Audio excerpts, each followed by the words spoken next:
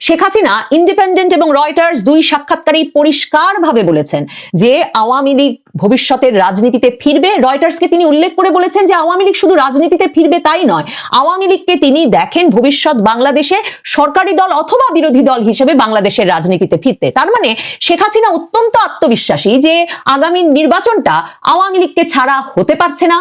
বিশ্ব মিডিয়ায় শেখ হাসিনার তাৎপর্যপূর্ণ সাক্ষাৎকার, বিশ্বে তোলপাড়, ইউনূসের কাপড়।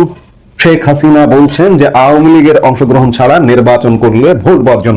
আসসালামু আলাইকুম প্রিয় দর্শক, দেখছিলেন নবনীতা চৌধুরী। তিনি কিন্তু বলছিলেন যে আওয়ামী লীগ ফিরে আসছে এবং আওয়ামী লীগ যদি না আসে তাহলে বাংলাদেশে কোনো নির্বাচন হবে না। প্রিয় দর্শক শ্রোতা মণ্ডলী, আসলে কি শেখ হাসিনা এই কথা বলেছে? গণমাধ্যমে যে সাক্ষাৎকার দিয়েছেন এবং রয়টার্স এবং ইন্ডিপেন্ডেন্সে তিনি যে সাক্ষাৎকার দিয়েছেন, সেই সাক্ষাৎকার নিয়ে কিন্তু ইতিমধ্যেই সোশ্যাল মিডিয়াতে ব্যাপক পরিমাণে তোলপাড় ছড়িয়েছে যে শেখ হাসিনা সাক্ষাৎকার দিয়েছেন, কাঁপছে কিন্তু ভয়ে প্রধান উপদেষ্টা ইউনূস।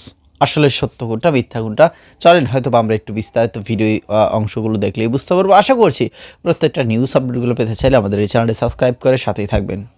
উদ্বেগ উৎকণ্ঠার একটা কারণ হয়ে এসেছে গত এক বছরেরও বেশি সময় ধরে শেখ হাসিনার ভারতে বসে বিভিন্ন সামাজিক যোগাযোগ মাধ্যমে আওয়ামী লীগের নেতা কর্মী সমর্থকদের উদ্দেশ্যে বক্তৃতা দেওয়া, কিংবা এমনকি সামাজিক যোগাযোগ মাধ্যম ব্যবহার করে বিভিন্ন অ্যাপ ব্যবহার করে তার দলীয় নেতা কর্মীর সঙ্গে ব্যক্তিগত বা দলীয় পর্যায়ের যোগাযোগ রক্ষা করা। সে বিষয়টি কখনো লুকোছাপা করেন নাই ডক্টর ইউনূস কিংবা তার সরকার। ডক্টর ইউনূস তো আন্তর্জাতিক সংবাদ মাধ্যমে যত সাক্ষাৎকার দিয়েছেন সবগুলোতে ভারতের বিরুদ্ধে বাংলাদেশের মূল অভিযোগ হিসেবেই উত্থাপন করেছেন এই বিষয়টি যে ভারত কোনোভাবেই কেন শেখ হাসিনার ভারতে বসে যোগাযোগ বা কথাবার্তা বন্ধ করছেন না। এবং ডক্টর ইউনূস প্রধানমন্ত্রী মোদীর বিরুদ্ধে অভিযোগ হিসেবে আন্তর্জাতিক সংবাদ মাধ্যমে এটাও বলেছেন যে তিনি যখন মোদীকে সরাসরি অনুরোধ করেছেন যে শেখ হাসিনার কথা আপনাকে বন্ধ করতে হবে, তখন প্রধানমন্ত্রী মোদী নাকি বলেছেন যে তিনি অতিথি এবং শেখ হাসিনা অতিথি হিসেবে স্বাধীন, ভারতে সামাজিক যোগাযোগ মাধ্যমও পুরোপুরি স্বাধীন।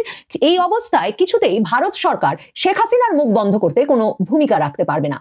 এমন পরিস্থিতিতে যখন বাংলাদেশ সরকার নানা রকম পদক্ষেপের মধ্যে এমনকি শেখ হাসিনা তার দলীয় নেতাকর্মীদের সঙ্গে সিগন্যাল, টেলিগ্রামের মতো যেই অ্যাপগুলো দিয়ে যোগাযোগ রাখছিলেন, সরকার তার তথ্য প্রযুক্তি বিশেষজ্ঞ এবং আইনি পরামর্শকদের সাহায্যে এমন পদক্ষেপের ঘোষণাও দিয়ে রেখেছে যে সেসব অ্যাপেরও নাকি স্পিড কমিয়ে রাখবে, নাকি সেসব অ্যাপেরও এমন একটা অবস্থা করে রাখবে যাতে সেই অ্যাপে আর শেখ হাসিনা তার দলীয় নেতাকর্মীদের সঙ্গে যোগাযোগ করতে না পারেন। এমন অবস্থায় এখন শেখ হাসিনা আন্তর্জাতিক সংবাদ মাধ্যমগুলোতে একের পর এক সাক্ষাৎকার দেওয়া শুরু করেছেন। 2024-এর 5ই আগস্টের পর থেকে শেখ হাসিনাকে সরাসরি কোনো সাক্ষাৎকার দিতে দেখা যায়নি কোনো সংবাদ মাধ্যমে। এই প্রথম 29শে অক্টোবর বুধবার দিন একই সঙ্গে ব্রিটেনের শীর্ষস্থানীয় সংবাদপত্র ইন্ডিপেন্ডেন্ট এবং বিশ্বের বৃহত্তম সংবাদ সংস্থাগুলোর একটি রয়টার্স, এই দুটো সাক্ষাৎকার প্রকাশিত হলো।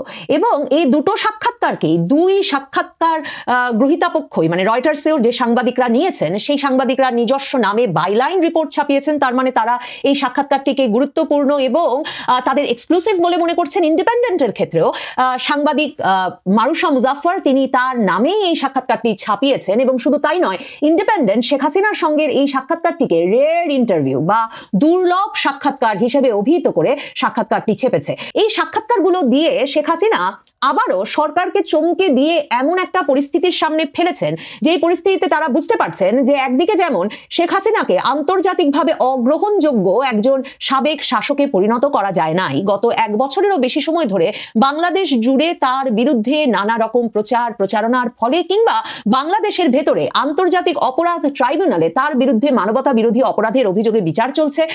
সেখানে সাক্ষ্য প্রমাণ হাজির করে এখন বলা হচ্ছে তার মৃত্যুদণ্ড চাওয়া হয়েছে এবং ধারণা করা যায় যে হয়তো নভেম্বরে তার বিরুদ্ধে মৃত্যুদণ্ডের রায় চলে আসবে।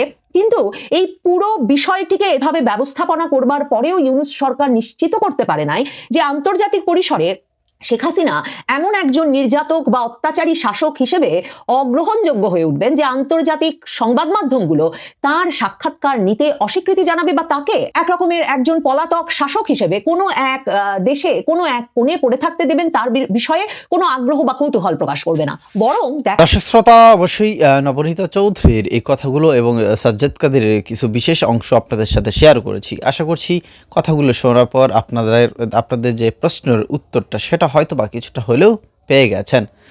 শেখ হাসিনা তিনি বলতে চেয়েছেন যদি আওয়ামী লীগ বাংলাদেশের রাজনীতিতে না থাকে তাহলে এই ভোট, এই নির্বাচন বর্জন করা হবে। নো আওয়ামী লীগ, নো নির্বাচন। তার মানে কি, যে আওয়ামী লীগ ছাড়া বাংলাদেশে নির্বাচন হচ্ছে না। এদিকে একটা খবরে কিন্তু পাওয়াই যাচ্ছে, গুঞ্জন উঠেছে যে আওয়ামী লীগ থাকুক বা না থাকুক নির্বাচন হবে, তবে এখন হবে না। সেই নির্বাচনটা হয়তো বা একটু দেরিতে হতে যাচ্ছে। তাহলে কি ডক্টর মোহাম্মদ ইউনূস বেশ আরও কিছুদিন থাকতে যাচ্ছে? দর্শক শ্রোতা মণ্ডলী, আপনাদের কাছে আমি একটা প্রশ্ন ছুড়ে দিতে চাই। আওয়ামী লীগ খুব শীঘ্রই ফিরে আসুক, এটা কি আপনারা চান? নাকি আরও চান যে ডক্টর মোহাম্মদ ইউনূস ক্ষমতাতে আরও থাকুক, তার দরকার আছে এই দেশে? কি মনে করেন আপনারা, সেটা কমেন্টে জানাবেন। ধন্যবাদ সকলকে। দেখা হচ্ছে পরবর্তী নতুন কোনো ভিডিওতে। এবং হ্যাঁ, যেটা বলছিলাম, আমাদের চ্যানেলে নতুন হয়ে থাকলে সেই চ্যানেলটি সাবস্ক্রাইব করে বেল বাটনে ক্লিক করে রাখবেন সবসময় এই ধরনের নিউজ আপডেটগুলো পাওয়ার জন্য।